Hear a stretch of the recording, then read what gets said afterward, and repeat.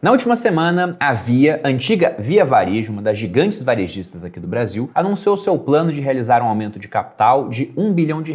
Com a empresa sendo avaliada hoje, o valor de mercado dela, arredondando para cima em 2,3 bilhões, veja que isso representa uma grande diluição para a base de acionistas existente. A notícia em si não foi surpresa, a empresa já adiantava semanas que tinha a intenção de fazer isso, mas essa questão do aumento de capital, 41% de queda nas ações apenas em agosto, o grande endividamento que ela tem e ainda com o cenário econômico de juros altos, começa a levar a suspeitas de que Via Varejo pode entrar em recuperação judicial em breve. Será que há potencial para isso acontecer? É isso que nós veremos no vídeo de hoje, através dos números da empresa. Eu também vou dar minha opinião pessoal, se eu compraria ou não Via Varejo. E aí pessoal do Você Mais Rico, quem fala aqui é Bruno Perini, criador do canal. E antes de entrar no assunto do vídeo e comentar mais sobre Via Varejo, um aviso. Nós fizemos esse ano a primeira turma do Viver de Renda no Exterior, um curso dedicado aos brasileiros que não são mais residentes fiscais aqui no país, ou seja, você brasileiro que mora nos Estados Unidos, que mora em algum país da zona do euro, na África, na Ásia, na Oceania. Você quer aprender a investir, mas você não paga mais impostos aqui no Brasil. Então, por isso, os cursos nacionais acabam deixando a desejar nessa parte tributária. Porque no Viver de Renda, por exemplo, eu te ensino a investir aqui no Brasil e no exterior, mas sempre que eu falo de imposto, que é um assunto necessário, eu sempre digo que eu estou pensando no caso do residente fiscal do Brasil. E não no brasileiro que paga imposto, por exemplo, nos Estados Unidos, na Europa, na África, na Ásia, na Oceania, como eu disse. Então, para quem quer aprender a montar uma carteira global, investindo através de vários países diferentes e entendendo como funciona a parte de impostos para o seu caso específico, nós criamos o Viver de Renda no exterior. É um curso que eu fiz em parceria com o Fábio Fares, que está na minha equipe de suporte já há 8 turmas. Ele tem 25 anos de experiência no mercado, é analista, mora atualmente nos Estados Unidos. Até por isso eu tenho confiança de passar o nome do meu curso, né, Viver de Renda, para que ele pudesse criar o Viver de Renda no exterior. E nós abriremos inscrições no final de setembro. Para quem estiver interessado, há um link aqui na descrição onde você pode entrar na lista de pré-matrícula. E também obter mais informações de como será o treinamento. Essa será a segunda turma do curso. Agora, entrando no assunto do vídeo, eu não sou um grande fã do varejo e muito menos de Via Varejo. Eu vou falar um nome antigo porque Via apenas é um nome muito curto, então fica meio ruim para pronunciar aqui no vídeo. Mas eu fui praticamente obrigado a fazer esse vídeo, na opinião da minha equipe, devido ao número gigantesco de acionistas pessoas físicas que têm posição em Via Varejo. São, pelos dados que eu puxei aqui, quase 500 mil investidores. Atualmente, né, se não tiver desatualizado o dado, 451.504 investidores pessoas físicas investindo em VIIA3, que é o ticker dessa ação. Parte disso, muito provavelmente, entrou e teve algum tipo de lucro com a empresa. Porque se a gente pega, por exemplo, o ano de 2019, uma fase muito boa do varejo aqui no Brasil, porque vamos lembrar que a Selic estava em processo de queda, fechou 2019 em 4,5%, a empresa subiu 115%. Depois, em 2020, após uma queda inicial por conta da pandemia, a empresa chegou a subir mais de 300% e fechou 2020 com uma alta de 270%. Lembrando que em 2020, a Selic, que já estava baixa em 4,5%, caiu ainda mais, indo para patamar de 2%. Fora isso, com as pessoas em casa, o governo vendo necessidade de dar um auxílio para que o brasileiro, por exemplo, não passasse tanta dificuldade assim por conta de um cenário que já era difícil, da pandemia, nós tivemos aquele boom de consumo. Muita gente em casa, o sofá não estava muito bom, ganhou um dinheiro, vamos trocar o sofá, vamos trocar o fogão, máquina de lavar. Com isso, as varejistas, elas cresceram muito naquele período. De modo que não foi apenas o preço das ações que subiu, mas também os resultados que melhoraram muito. Como você pode ver aqui na tela, o e-commerce como um todo cresceu 73,88% em 2020. E Via Varejo, logicamente, foi uma das empresas beneficiadas por esse combo de Selic muito baixa, com mais auxílio sendo dado à população, que de casa começou a utilizar mais o e-commerce. Tanto que se pegamos esse combo de Selic baixa com auxílio emergencial sendo dado e as pessoas comprando via e-commerce, o que nós temos é que o resultado de Via Varejo, que em 2019 tinha sido negativo em 1,4 bilhão, ele mudou radicalmente. Em 2020 foi positivo em R$ 1 bilhão,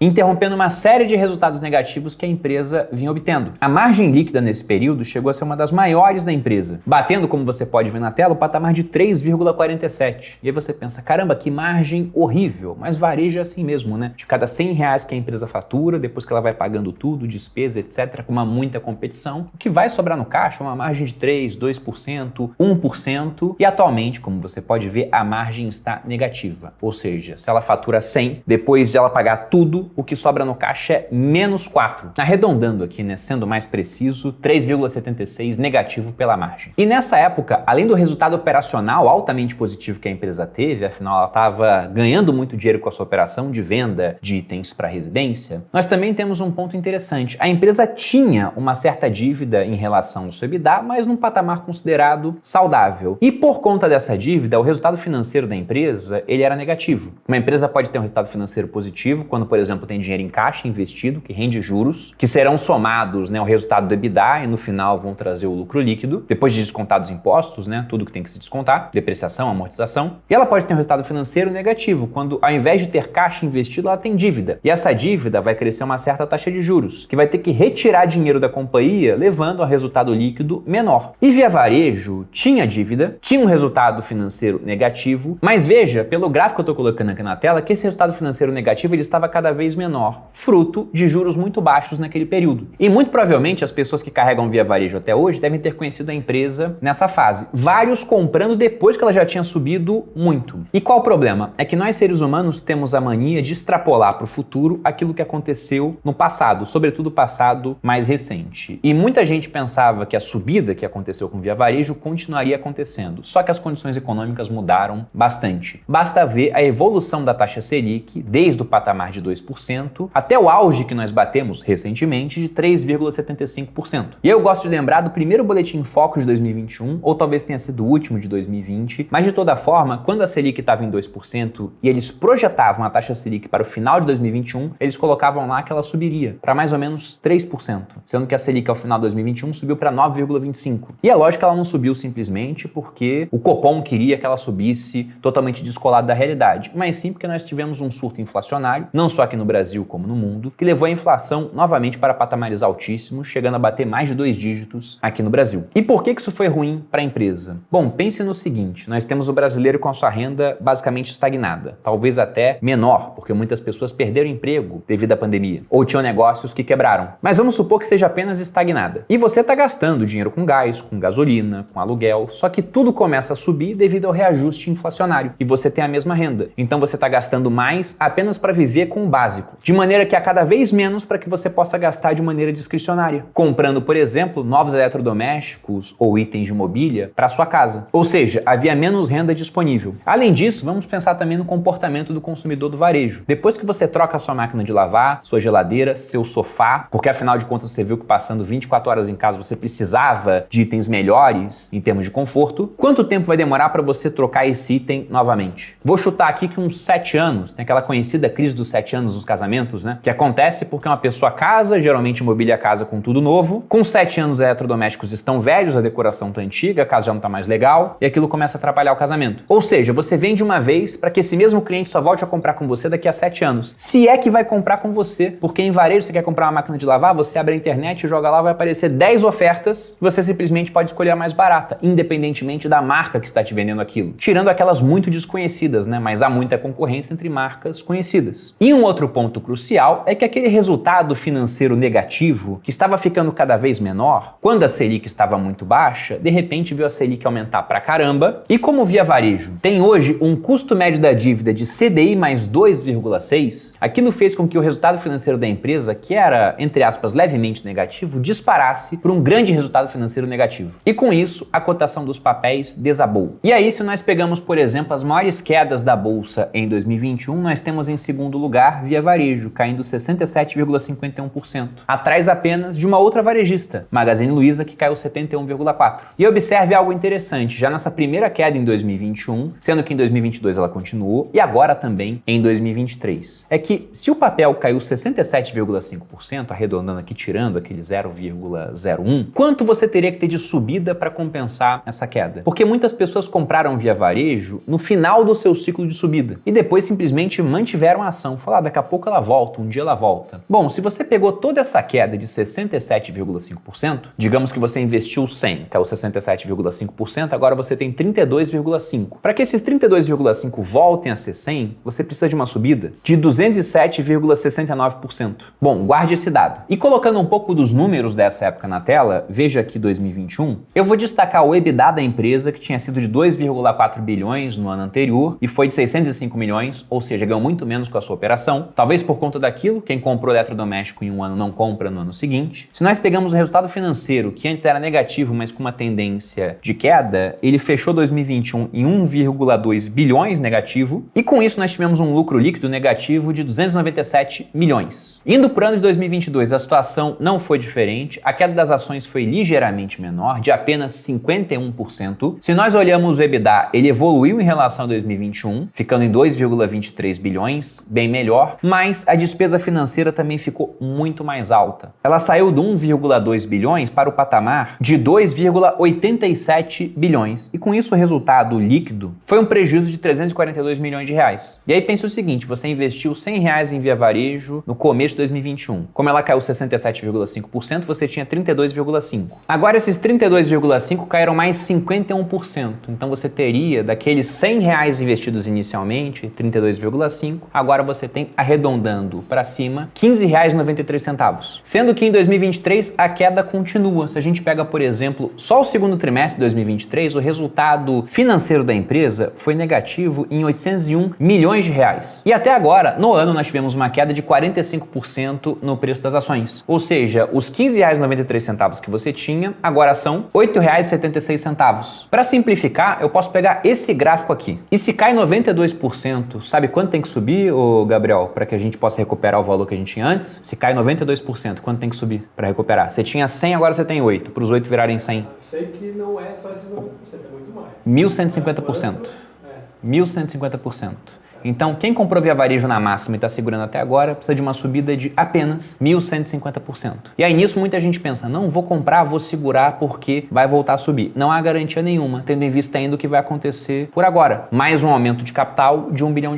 O que isso significa na prática? Se a gente consulta o número total de papéis que nós temos hoje Via Varejo, nós temos aí arredondando 1,6 bilhões de papéis. Sendo que, se você pega o valor de mercado da empresa, que é aí arredondando de 2,3 bilhões e divide pelo número de papéis, você chega no valor individual de cada ação. E agora, o que os controladores da empresa querem é aumentar o capital da empresa em R$1 bilhão, ou seja, querem adicionar mais R$1 bilhão que iriam para o caixa da empresa através de venda de novas ações, até porque se a gente bate o olho aqui, a gente vê que a situação da empresa não está legal. Nessa tela que eu estou te mostrando com vários números, observe a dívida líquida da empresa, que é o resultado da dívida bruta menos a disponibilidade, os recursos que eles têm no curto prazo para pagar a dívida. Veja que a 8,7 arredondando dívida bruta, 874 milhões em disponibilidade e uma dívida líquida de 7,8 bilhões. Lógico que nem toda essa dívida vai vencer no curto prazo, mas há uma métrica que mostra o quanto uma empresa tem de liquidez para arcar com esses passivos de curto prazo, que você pode encontrar nos indicadores de endividamento de uma empresa, que é a liquidez corrente, é o resultado do ativo circulante, aqueles bens e direitos que você tem acesso de maneira rápida, né, aquilo que está imobilizado, é difícil transformar em dinheiro, sobre o passivo circulante, aquilo que você tem de obrigações no curto prazo. E se você divide ativo por passivo, você chega nessa liquidez corrente. Sendo que o resultado desejável é que para uma empresa que está tranquila, esse número tem que ser maior do que 1, ou seja, mais ativos, numerador da conta, do que passivos, denominador. E em Via Varejo atualmente, esse resultado está em 0,79. Ou seja, o denominador da conta, os passivos de curto prazo, são maiores que os ativos. Então a empresa, ela meio que está obrigada ou a tomar nova dívida, sendo que há pouquíssimo tempo ela fez isso, emitiu 1,1 bilhão de debêntures para obter recursos para pagar dívidas que venceriam no curto prazo, e no momento de juros altos ela pagou muito caro nessa emissão, e agora ou teria que emitir mais dívida no momento ruim ou fazer esse aumento de capital. Eles estão optando por fazer o aumento de capital. E qual é a consequência disso? Se a empresa quer colocar mais 1 bilhão para dentro do seu caixa, para poder, como eles mesmos disseram, melhorar a estrutura financeira da empresa. E para isso vão vender novas ações, supondo que eles vendam essas ações por R$1,30, que é mais ou menos o preço que nós temos hoje, estamos falando de 770 milhões de novas ações sendo emitidas no mercado. Hoje o total de ações, como eu comentei com vocês, é de pouco menos de 1,6 bilhão de ações. Ou seja, falamos de uma diluição de quase 50% de quem já é acionista. Pegando aquele cara que comprou na máxima, que viu os R$100 virando R$8, se ele não participar agora da emissão de novas ações, ele viria, na prática,